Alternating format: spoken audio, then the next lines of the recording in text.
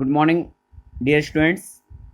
मैं आपका विज्ञान अध्यापक शुभम तिवारी माया ज्ञानोदय संस्कार अकादमी बिरधा ललितपुर से आप सभी विद्यार्थियों का आज की इस विज्ञान विषय की वीडियो क्लास में बहुत बहुत स्वागत करता हूं।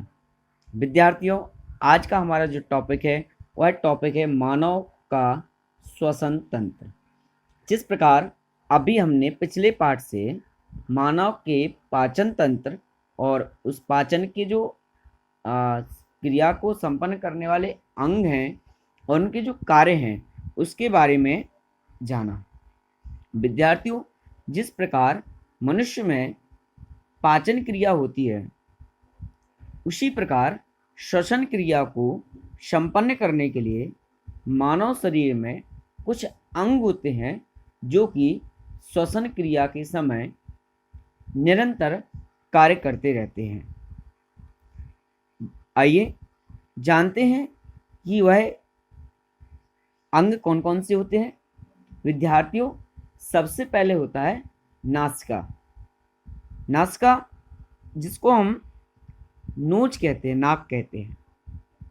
फिर नासाद्वार मीन्स नाक के अग्रभाग में जो दो छिद्र होते हैं वो नासाद्वार कहलाते हैं।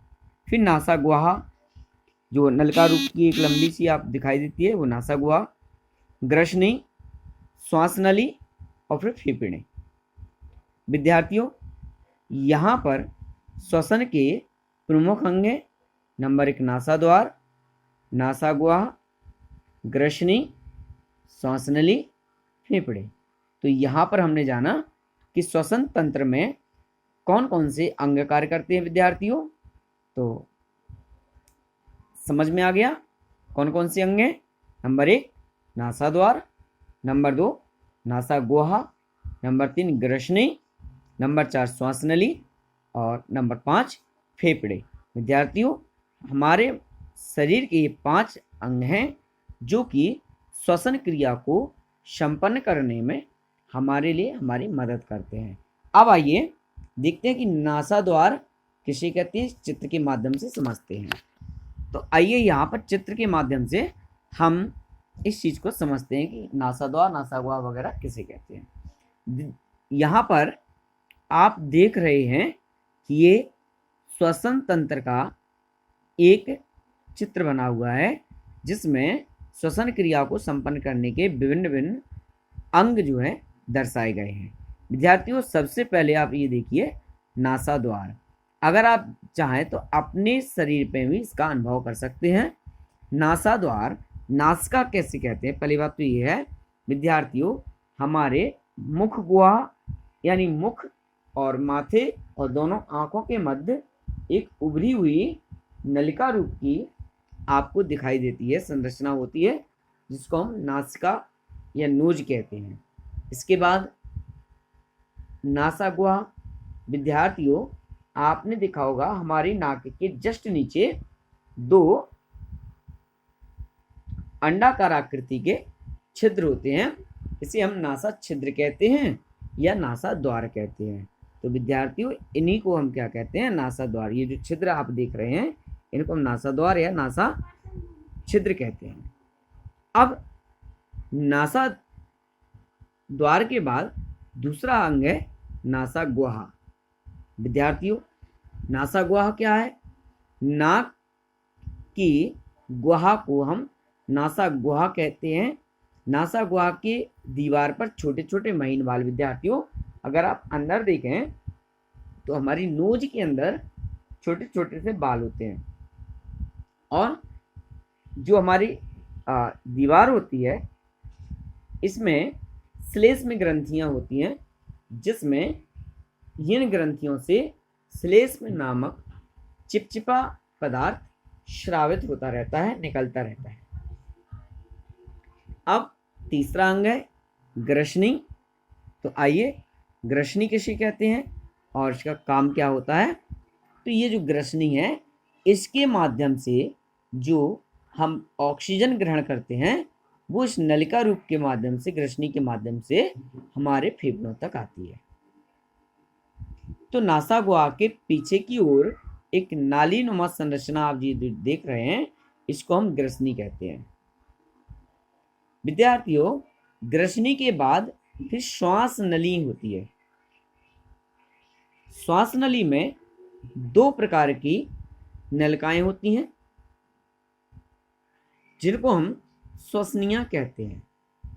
और इनका काम क्या होता है? ये श्वसनियां फेफड़ों में बने वायु कोष जो होते हैं ये उनमें जा कर के खुलती हैं और जो ऑक्सीजन को ले जा कर के उन वायु कोष में छोड़ देती हैं। आइए देखते हैं श्वास नली। श्वास नलिका जैसी संरचना होती है, यानी नलिका रूप की यानी पाइपी रूप की संरचना होती है जो दो शाखाओं में बटी होती है, जिन्हें हम क्या कहते हैं? श्वसनियां कहते हैं, जिसके बारे में अभी मैंने आपको बताया था। प्रत्येक श्वसनी अपनी अपनी ओर के फेफड़े में खुलती है। विद्यार्थियों, ये आप देख रहे हैं, ये फेफड़ा है, ये आपका राइट हैंड का है और ये आपका लेफ्ट हैंड का है। तो ये जो आप देख रहे हैं पसलियों के अंदर, ये आपका क्या है? फेफड़े हैं दोनों। ये फेफड़े में श्वसनियां क्या होती हैं? खुलती हैं। इनमें कुछ वायु कोष होते हैं, ठीक है? ये श्वसनियां उन वायु कोषों में जाके खुलती हैं। श्वास नली के बाहर सी की आकृति के छल्ले जैसी संरचनाएं होती हैं।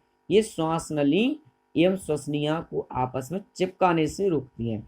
यानी ये जो आप देख रहे हैं, ये सी आकार की ये डबल डबल संरचना जो देख रहे हैं यहाँ पे, ये इनकी क्या कहलाती हैं? छल्ले नुमा आकृति होती हैं, जो कि इनकी श्वसनियों को आपस में जोड़ने से बचाती हैं। और क्यों? ताकि इनमें जो वायु का आदान प्रदान हो वो स्वतंत्र रूप से हो सके। विद्यार्थियों, इसके बाद ये नीचे हिस्सा आप जो देख रहे हैं ये डायफ्राम कहलाता है हमारा। अब पांचवा अंग है फेफड़े। विद्यार्थियों, फेफड़े किसे कहते हैं? आप अगर अपने वक्ष स्थल पर देखें, अपनी छाती पर देखें, तो आपको ऐसा महसूस होगा, सांस लेते समय आपकी छाती फूलेगी और छोड़ते समय दब जाएगी। तो सीने पर हाथ रखिए, अनुभव करिए क्या होता है। वक्ष स्थल सांस लेते समय फैल रहा है और छोड़ते समय पिचक जाता है। यहाँ फूलने और पिचकने की क्रिया वास्तव में कहाँ से हो रही है? यह क्रिया फेफड़ों में होती रहती है। फेफड़े शंकु के आकार के संरचनात्मक अंग हमारे फेफड़े कहलाते हैं। वक्ष गुहा में हृदय के दोनों ओर एक एक फेफड़ा होता है। वक्ष गुहा मीन्स हमारा जो वक्ष स्थल है, इसमें दो फेफड़े होते हैं जो कि हृदय के दोनों ओर स्थित होते हैं। इनमें श्वसनियां फेफड़ों के भीतर महीन महीन असंख्य जो वायु कोष होते हैं, वायु कुक्काएं होती हैं। दरअसल उनमें वायु कुक्काओं में ही वे स्थान पर हैं जहां पर ऑक्सीजन और कार्बन डाइऑक्साइड गैस का आदान प्रदान होता है। तो विद्यार्थियों, ये थे हमारे श्वसन तंत्र के प्रमुख अंग और उनका काम। इसके बाद कल के टॉपिक के लिए श्वसन प्रक्रिया, इसके बाद श्वासोच्छ्वास और श्वसन में अंतर, ब्रीदिंग एंड रिंस्पायरेशन में अंतर क्या है, और जंतु और पौधों में श्वसन किस प्रकार होता है, इस पर चर्चा करने के लिए कल पुनः इसी समय आप सभी से उपस्थित होकर मुलाकात करूंगा। तब तक आप सभी के लिए हमारी ओर से शुभकामनाएं। आशा करता हूं आपको हमारा यह वीडियो पसंद आएगा और इससे आप बहुत कुछ सीखने का प्रयास भी करेंगे। Thank you very much.